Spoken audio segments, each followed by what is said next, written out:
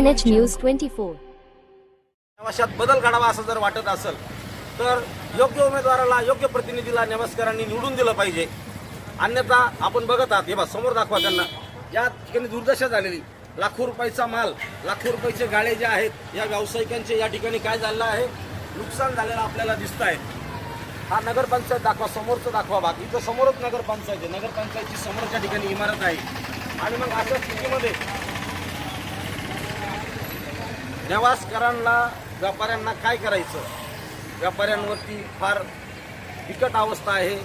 मुलांचे शिक्षण करायचे, मुला मुलींचे लग्न कसे करायचे, घर प्रपंच कसा चालायचा, आपण या ठिकाणी संवाद.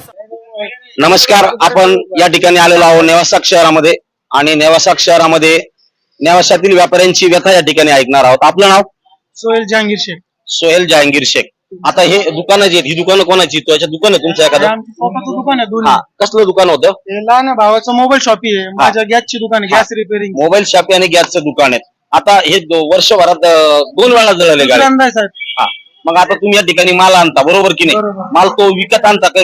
व्याज कर्जाने पैसे घेतले की घरातून होते? कर्जातूनच घ्यावं लागत साहेब, वर्षातून दुसरी वेळ जायला आम्ही. हा, मग आता दुकानाचंही नुकसान झालं, मालाचंही नुकसान झालं. साधारणतः किती नुकसान झालं असेल तुमचं? आता माझं 3.5-4 लाखाचं झालं, याला 2-2.5 लाखाचं याचं झालं. हा, मग असं 2 वेळा जर झालं तर म्हणजे आपलं 15-20 लाखाचं नुकसान झालंय, गाड्यांचंही नुकसान झालंय. झालेलं आहे. मग घर प्रपंच कसा चालवता आता हे नुकसान झालेलं असताना? घरात मुलाबाळांना आता टेबल लावून सध्या तर बसलेलं आहे. हा, आता 200-500 गोळा करून बसतो आम्ही साहेब. मग याच्यावरती तुमचा प्रपंच चालणार आहे का? हे कर्ज फिटणार का? नाही, झालेल्या नाही कर्जाचे फिटणार. हप्ते पार तुम्ही हप्ते फेडणार की घरात मुलाबाळांना खायला देणार की मुलाबाळांचे शिक्षण करणार? काहीच होणार हा? नाही साहेब. आणि म्हणजे अशी बिकट अवस्था या ठिकाणी. जर हे तुमच्या गाड्या जर असे मजबूत, समोरच्या गाड्यासारखे जर मजबूत गाड्या तुम्हाला असते, ते तुमचं नुकसान झालं असतं नाही का? झालं असतं साहेब. आहे की नाही? मग यासाठी आता नगरपंचायत आहे, मग नगरसेवक, नगराध्यक्ष, हा तुम्हाला त्यांच्याकडून काय अपेक्षा आहेत? आम्हाला हीच अपेक्षा आहे की आमचे मूलभूत जे गरजा आहे हा. ते पूर्ण व्हावेत. दुसरं आमचे ते काय येतंय, हा. कारण हे चौकात याच्याशिवाय या चौकात दुसऱ्या काही चौकात गर्दीच नसते साहेब. हा, हा मुख्य चौक आहे आमचा. मुख्य रोज मुख्य चौक. आणि मंदिरापाशी जाणारा रस्ता, दोन्ही मंदिराकडून जाणारा रस्ता हा मुख्य रस्ता आहे हे साहेब. गाळे का बंद आहे बरं? हे गाळे का नाही चालू झाले? आता हे नगरपंचायतचं गलथान कारभार. विद्यमान आमदाराने आता या ठिकाणी 44 कोटी रुपयाचा निधी आणलेला आहे, आणि 7 कोटीच्या माध्यमातून काहीतरी जे असं कळतंय की मोठा निधी आणून या ठिकाणी विकसित नवीन या ठिकाणी गाळे तयार करणार आहेत. त्याच्यात अपेक्षा तुम्हाला आहे गाळे त्यांच्याकडून. गाळे मिळावा असं वाटतं का? तुम्हाला अपेक्षा आहे ना आहे आमची, त्यांच्याकडून अपेक्षा आता सध्या तर. का? की नाही? जे कारण माजी आमदाराने निष्क्रिय भूमिका ठेवून 8 वर्ष या ठिकाणी नेवासा खेळतं झुलत ठेवलेलं आहे. आणि नेवाशाचं रिमोट जर एखादा बाहेरचा प्रतिनिधी चालवत असेल, मग तो कुठलाही कारखानदार असो, तो खाजगी कारखानदार असो, सहकारी साखर कारखानदार असो, कुठल्याही कारखानदाराच्या हाती जर रिमोट गेलं तर घरचा घरधनीच्या हातात व्यवहार पाहिजे का लोकांच्या हातात व्यवहार पाहिजे? स्वतःच्या हातात. हा, म्हणजे मग तुमच्या नेवाशाच्या शहरातील जो भूमिका आहे ती खमची भूमिका घेणारा तुम्हाला तुमचा इथं प्रतिनिधी पाहिजे. बरोबर पाहिजे. आहे की नाही? नेवाशामध्ये आज बघतात की मुख्य बाजारपेठे लोक इथं गुंतवणूक करत नाही. या ठिकाणी प्रचंड अशी दहशत आणि या ठिकाणी प्रचंड तेढ निर्माण केला जातो. हा तेढ राहिला पाहिजे की शांतता राहिली पाहिजे? शांतता राहिली पाहिजे. शहरात सगळीकडे आपल्याला शांतता अभिप्रेत आहे. मग यासाठी आपण उमेदवार निवडताना योग्य उमेदवार आणि जो शहराचा हिताचा निर्णय करणारा उमेदवार निवडणार, 100% तेढ करणारा उमेदवार, शांतता ठेवणार. शांतता ठेवणारा. म्हणजे आज बघितलं आपण की शहराला मोठ्या निधीची गरज आहे. त्या ठिकाणी पर्यटनाचा विकास व्हावा, लोक पर्यटक बाहेरून आले पाहिजेत, नदीवरती घाट व्हावेत, लोकांना स्वच्छ पाणी मिळावं, लोकांचा आरोग्याचा जटिल प्रश्न आहेत, मोठा आरोग्याचा या ठिकाणी प्रश्न आहे सर.